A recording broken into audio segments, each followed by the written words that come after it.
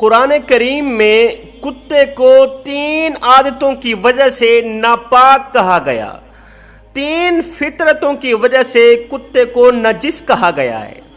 اگر کتے کے اندر یہ 3 فطرتیں، 3 بری عادتیں نہ ہوتی تو کتا کبھی بھی ناپاک نہ ہوتا۔ بس ان 3 عادتوں نے کتے کو نجس بنا دیا، ان 3 عادتوں نے، ان 3 فطرتوں نے کتے کو ناپاک بنا دیا۔ آخر وہ 3 بری فطرتیں کون کون سی ہیں؟ پہلی فطرت، پہلی عادت، رات کا جب دوسرا پہر آتا ہے، جب اللہ تعالیٰ اپنی رحمتوں کا نزول فرماتا ہے، جب اللہ تعالیٰ اپنی نعمتوں کی بارش برساتا ہے، عین اسی وقت یہ کتا سو جاتا ہے۔ حالانکہ ساری رات کتا بھونکتا ہے، ساری رات بھونکتا ہے، لیکن جب اللہ تعالیٰ کی رحمت کا نزول کا وقت آتا ہے، عین اسی وقت اس پر نیند کا غلبہ آ جاتا ہے۔ آپ نے اکثر دیکھا ہوگا کہ جب 14ویں رات کا چاند چمکتا ہے تو ساری کائنات سوئی ہوئی ہوتی ہے، ایک کتا ہی ہوتا ہے جو آسمان کی طرف دیکھ کے 14ویں رات کے چمکتے چاند کو دیکھ کے، چاند کے اندر کمالات کو دیکھ کے بھونکنے لگ جاتا ہے۔ یہ کیوں بھونکتا ہے؟ اس لیے کہ چاند کے اندر جو کمالات اللہ تعالیٰ نے رکھے ہیں، ایک تو وہ چاند ہے، پہلا کمال تو وہ چاند ہے، دوسرا کمال اتنا خوبصورت ہے، تیسرا کمال اتنا بلند ہے، اتنا بلند ہے کہ دیکھنے والوں کی پگڑیاں زمین پر گر جاتی ہیں۔ اللہ تعالیٰ نے چاند کو اتنے بڑے کمالات سے نوازا، اب کتے سے برداشت نہیں ہوتا، یہ حسد کا مارا جل جاتا ہے، راکھ ہو جاتا ہے، کچھ کر تو نہیں پاتا، بس بھونکنا ہی شروع کر دیتا ہے۔ کتے کی پہلی بری عادت، پہلی بری فطرت کہ رات کے دوسرے پہر وہ اللہ تعالیٰ کے رحم و کرم سے محروم رہ جاتا ہے۔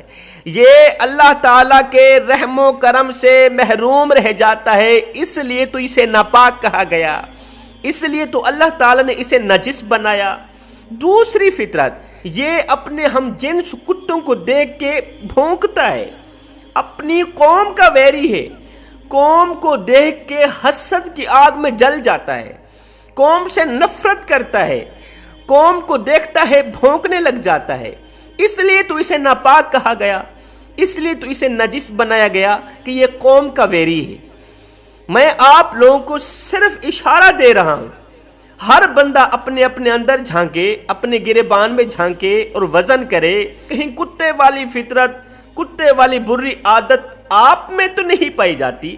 کتا بھی اپنی قوم کو دیکھ کر بھونکنے لگ جاتا ہے، قوم سے نفرت کرتا ہے، دل میں قوم کے لیے کدورت ہے، اس لیے تو اسے نجس کہا گیا، اس لیے تو اسے ناپاک کہا گیا۔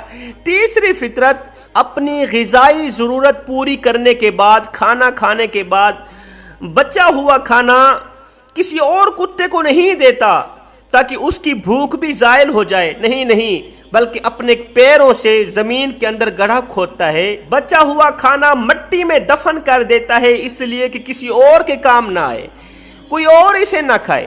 کتا کہتا ہے اس دنیا میں صرف میں ہی رہوں اور کوئی بھی نہ ہو، اس دنیا میں صرف میں ہی کھاؤں اور کوئی نہ کھائے، اس لیے تو یہ دوسروں کو دیکھ کے بھونکتا ہے، اس لیے تو یہ دوسروں کو دیکھ کے حسد کی آگ میں جل جاتا ہے۔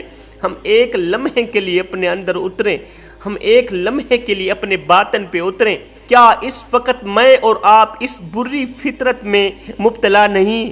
کیا اس وقت میں اور آپ اس بری عادت کا شکار نہیں ہیں کہ ہمارا ساری رات اپنی بے جا مصروفیات میں جاگ کر طلوع آفتاب کے وقت سو جانا، جب اللہ تعالیٰ کی رحمتوں کے نزول کا وقت ہوتا ہے، جب اللہ تعالیٰ کی نعمتوں کی بارش برس رہی ہوتی ہے، عین اسی وقت ہمارا سو جانا، کیا یہ میری اور آپ کی روزانہ کی روٹین کا حصہ نہیں ہے؟ ہم اپنے ہی بہن بھائیوں کو نفرت کی نگاہ سے دیکھتے ہیں، کدورت کی نگاہ سے دیکھتے ہیں، غضب کی نگاہ سے دیکھتے ہیں، ان کے لیے آسانیاں پیدا کرنے کے بجائے مشکلات پیدا کرتے ہیں۔ کیا یہ میری اور آپ کی فطرت کا حصہ نہیں ہے؟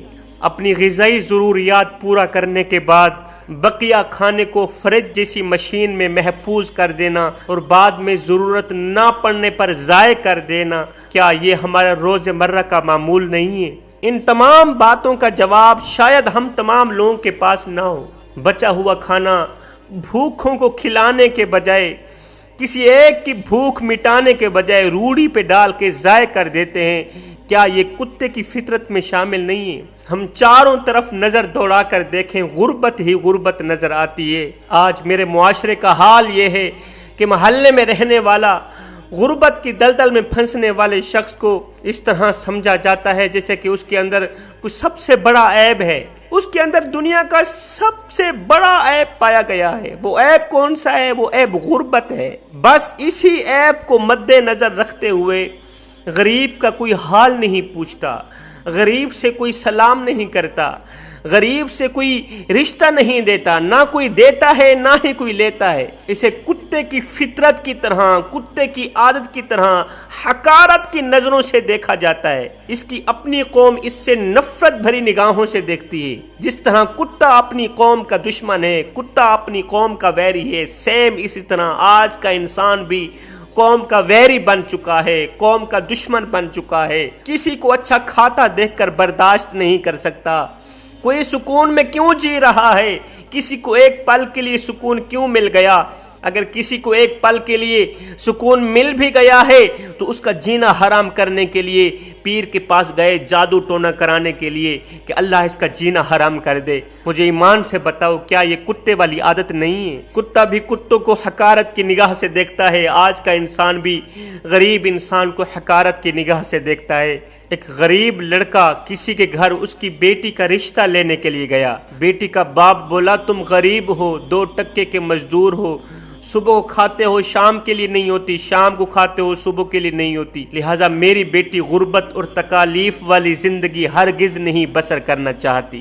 تم غریب ہو، 2 ٹکے کے مزدور ہو، اس لیے میں تمہیں اپنی بیٹی کا رشتہ ہرگز نہیں دینا چاہتا۔ پھر کچھ دن بعد ایسا ہوا کہ ایک بدتمیز، بد کردار، بدمعاش لڑکا اسی لڑکی کا رشتہ لینے کے لیے اس کے باپ کے پاس گیا۔ باپ نے اس بدمعاش لڑکے کی امیری دیکھ کے، اس کے پاس پیسہ دیکھ کے بیٹی کا رشتہ طے کر دیا۔ اس کے بد اخلاق اور بد کردار ہونے کے بارے میں کہا کہ انشاءاللہ اللہ تعالیٰ ضرور اسے ہدایت دے گا، ضرور اسے ہدایت دے گا۔ یہ سن کر بیٹی بولی، ابا حضور، جو خدا ہدایت دے سکتا ہے کیا وہ خدا غریب کو رزق نہیں دے سکتا؟ جو خدا اس بدمعاش اور بد کردار کو ہدایت دے سکتا ہے، وہی خدا اس غریب لڑکے کو امیر بھی بنا سکتا ہے، اس کو بے بہا رزق سے بھی نواز سکتا ہے۔ کیا ان دونوں خداؤں میں کوئی فرق ہے؟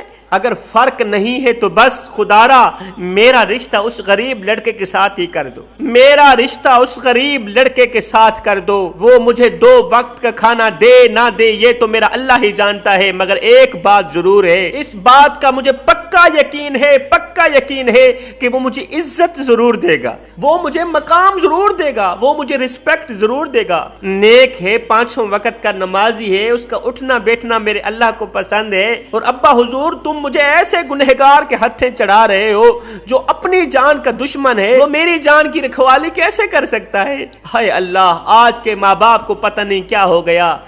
آج کا باپ کہتا ہے جی میرا جو داماد ہے نا وہ ڈاکٹر ہے، میرا داماد انجینئر ہے، وہ ملوں کا مالک، وہ فیکٹریوں کا مالک۔ میں نے کہا او بھائی، آپ کا داماد ڈاکٹر بھی ہے، وہ انجینئر بھی ہے، وہ مالدار بھی ہے، وہ پیسوں والا بھی ہے، وہ سب کچھ ہے، یہ بتا کہ وہ انسان بھی ہے؟